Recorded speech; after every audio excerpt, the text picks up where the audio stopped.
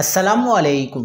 کراچی میں اچانک زوردار دھماکہ، پورا علاقہ دہل گیا، 2 افراد شدید زخمی، علاقے میں خوف و ہراس پھیل گیا۔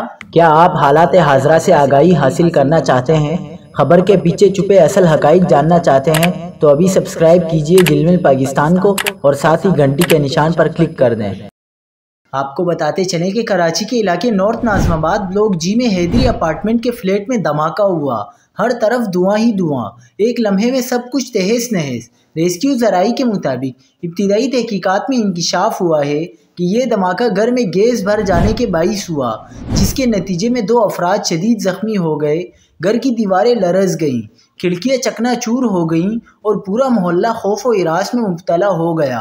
زخمیوں کو فوری طور پر اسپتال منتقل کر دیا گیا، لیکن سوال یہ ہے کہ آخر یہ حادثہ کیوں پیش آیا؟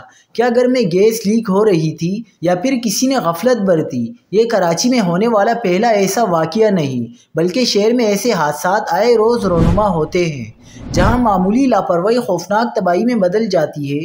آخر کب تک کراچی کے شہری ان حادثات کا شکار ہوتے رہیں گے؟